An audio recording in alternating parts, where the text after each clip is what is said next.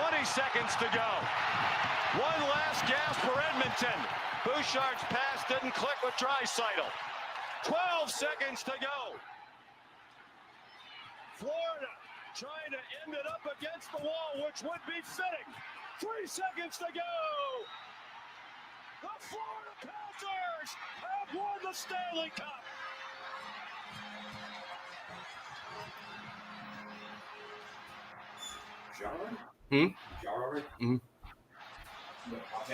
Yeah, doing it right now.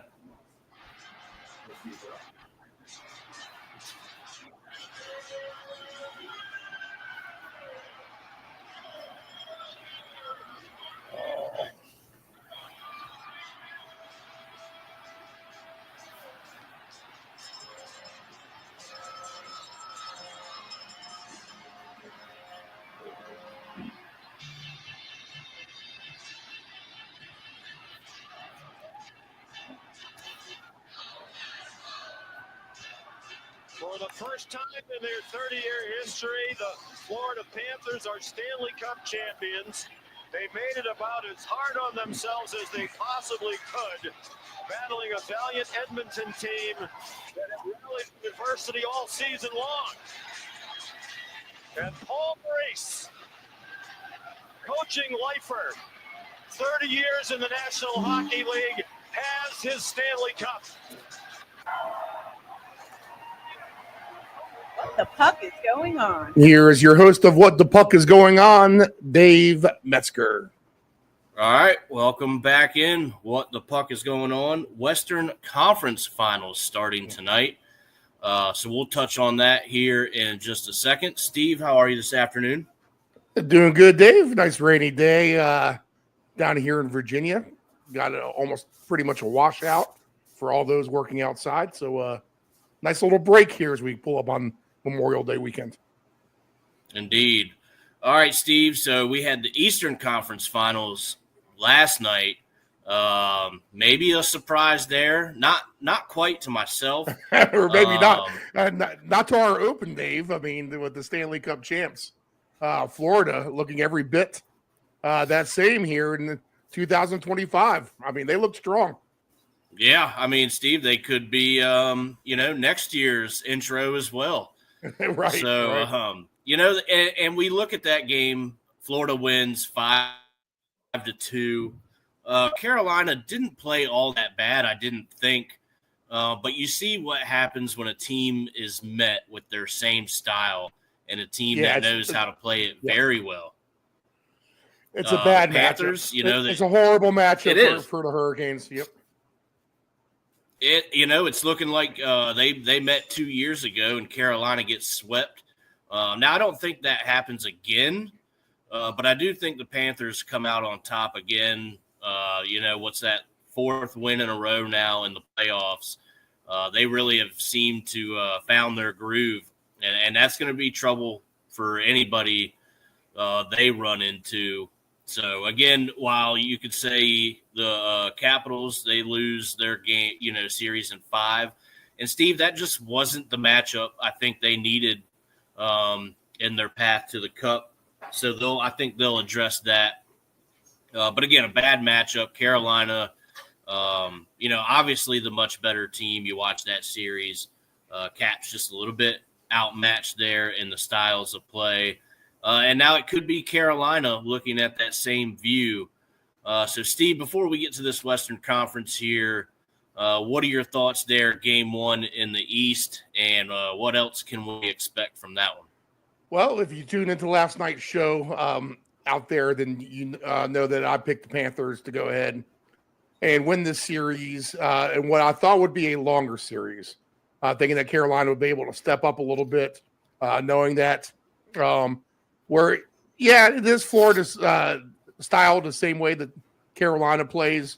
I think that kind of role reverses a little bit as well, where, Carolina knows what to expect when it comes to Florida.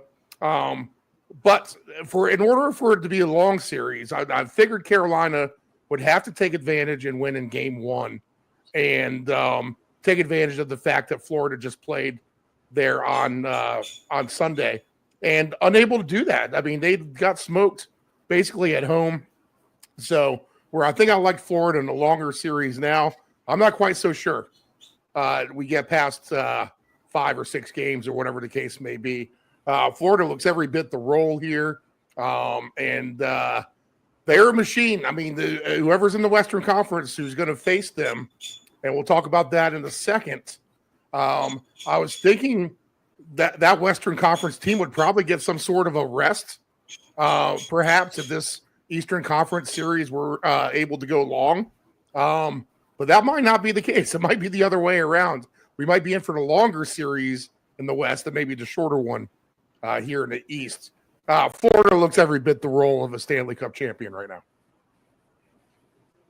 Yeah, Steve, I agree. You know, it's hard to win back-to-backs.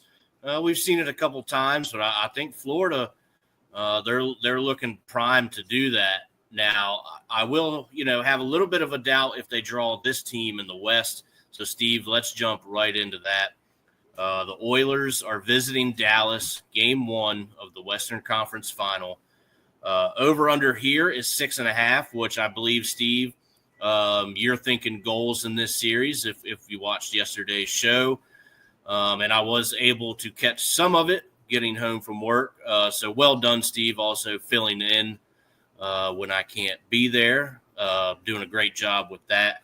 So they're taking on Dallas. Dallas is at home, over under 6.5, plus 114 for the Oilers, minus 135 for Dallas. And Steve, I'll just say this, while Edmonton is playing pretty good at the right time, I think they've got a tough draw here with Dallas. I really like Dallas coming out of the West. These two teams also met 2 years ago. The Oilers topped them, or it may have been last year. Last season. Yep. Check on yep. that. Last season. So we have a bit of a rematch, Steve, and I think the Dallas Stars are tooled a little bit differently. They're getting some players back. And, they have Mikko Rantanen, who has just been on an absolute tear in the playoffs for them. So while you have the McDavid and Draisaitl factor, I think they're going to counter with Mikko and a couple of the other guys that they have. So, Steve, I really like Dallas here. I like the over total tonight. I think we see some goals in this one. And if Dallas is able to take advantage of, what people have been saying can be a shaky defense and goaltending from the Oilers, I think that's going to be a bad recipe there for Edmonton. I think this one probably goes further, about 6 games, I think. But I think Dallas gets revenge here, Steve. With the exception of the first 2 games against the Kings, the Edmonton defense has been fantastic for the most part. Now, I get it. Vegas is, a little bit lackluster on offense themselves. I'm worried about the Dallas scoring, which I feel like can kind of disappear at any moment in time. We talked about teams like Winnipeg who at times lack that flash and pizzazz that kind of boosts you offensively to make you kind of a dominating, somewhat of a juggernaut. And I see Dallas a little bit in that same light. Now they have a little bit more offense in terms of options, especially with Rantanen, as you mentioned him, and Heiskanen as well. Now that they have him back, he's contributing towards the end of last series. But if there's been a surprise in the playoffs so far, it's the fact that someone like Stuart Skinner is very live for the Conn Smythe right now at very, very long odds as well, because he's been able to buckle things down on the back end. You've had equal play distribution offensively by Edmonton. We haven't even seen a Connor McDavid dominant type of game yet, where him and Draisaitl have each got a goal, each have an assist, etc. Instead, it's been guys kind of stepping up like an Evander Kane, and everyone else there on that Edmonton team. I just think Edmonton's a little bit more well-rounded here. I like what they've been able to do defensively. I like how they can get off the mat at a moment's notice. They've done that a couple of times now in the last couple of postseasons. And really challenged Florida to really make history there last year, coming back from 3 games down to tie it up before losing late in that game.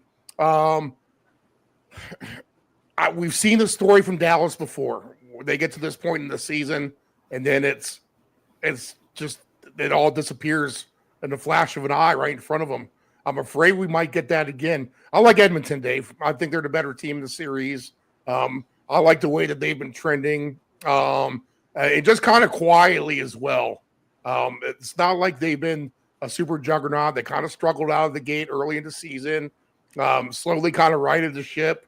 We talked about on the show as the season went on, how they slowly kind of made their way up the standings. And where we thought the Kings would have them and probably have a good shake at them, once they let them off the hook, that was it. I mean, that's been the momentum swing that Edmonton has needed. And I think they can carry that forward through this series against Dallas. Now, if Dallas is going to win, they got to win, I think, both of these games at home. I don't even think a 1-1 is going to be good enough. If Edmonton goes back home and wins a pair of games back there, I mean, the series is basically over at this point. Hard to say that a game 1 is a must-win, but for Dallas, I'd say it's absolutely a must-win. They need to keep Edmonton down if they're going to win it, knowing their history and the way that they can come back. Again, you forget the fact that they have probably the best player in the planet as well, and Connor McDavid, and he's yet to get hot. So I'm going to take Edmonton tonight, and I think that they can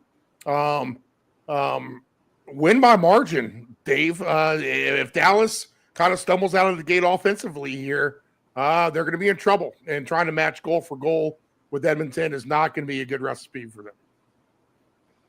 Interesting. All right, Steve, I like that. So you're going to go Oilers. I think I'm going to go Stars. I just think they're a little bit more battle tested than last time. I like the path that they've had to take. You look at the Stars. They beat Colorado. Another team that was right up there. They had great numbers to win it all. Well, win the conference. Favorite type numbers this year to do that. So they get past them, and then they got to face the President's Trophy Winnipeg Jets.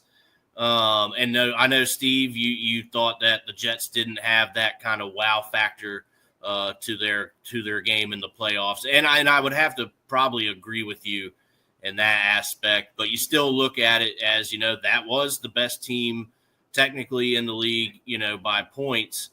And that doesn't happen on accident. So, that's fair. They take it and they beat them. So now we're going to see, can they, get it done in a moment where, as you mentioned, and you are right, they have faltered in these moments, these bigger moments. So we'll see if, anything has been learned and if they can exact their revenge.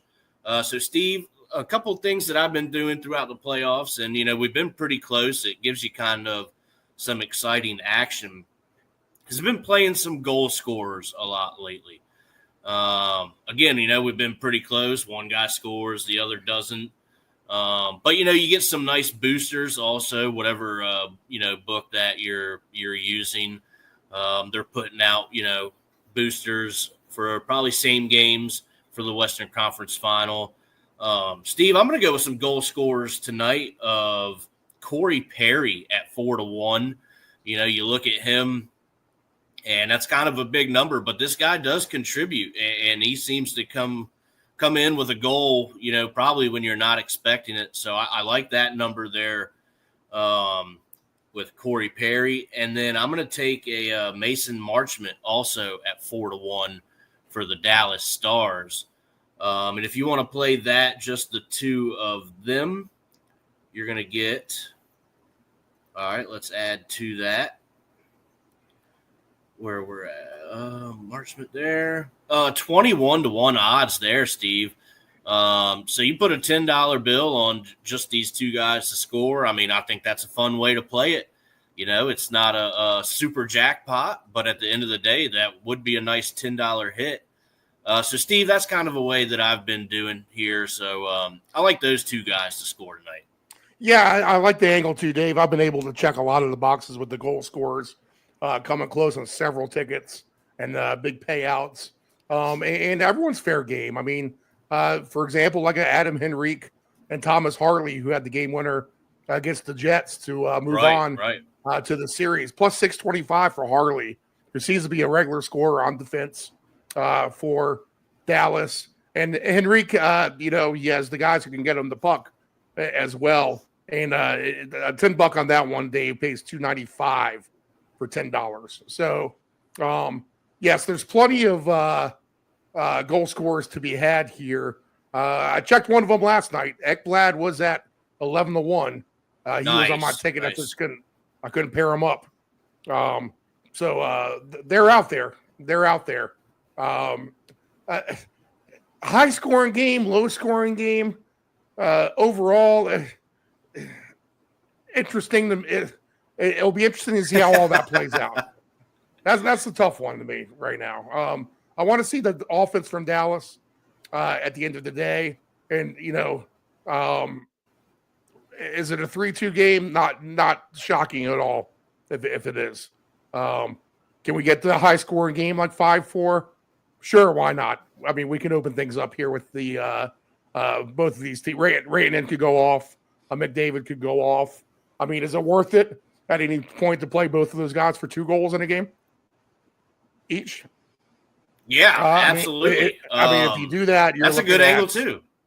You're looking at 82-1 odds for Rantanen for 2 and Connor McDavid for 2 goals. I mean, superstars as big as it gets on each team. I mean, that's another good way to have some fun with it, Steve. I like that as well. And that's not something you have to get super invested in to get a nice little win either. So that's a good angle there. We have Granlund, who had a hat trick last week. He's 39-1 for 2 goals. Oh, yeah. I mean, I don't see why not, Steve. I mean, you got a guy like Connor Brown. He's at 7-1 just for 1. Right. Another guy when you don't think so, there he is. He's been kind of a little Swiss Army knife for those guys. So like you said, Steve, I think there's chances of plenty here. And as we seen last night with the Panthers game, I mean, man, all those guys that scored last night, they had some great numbers to do so. That's just a fun way to do it, Steve, I think. Right. All right. Well, I think it's going to be the Stars. You think it's going to be the Oilers? Is there anything else you want to touch on? Well, I mean, do you think this is a longer series, or is this something that, if you like Dallas, can they wrap it up in 4 or 5?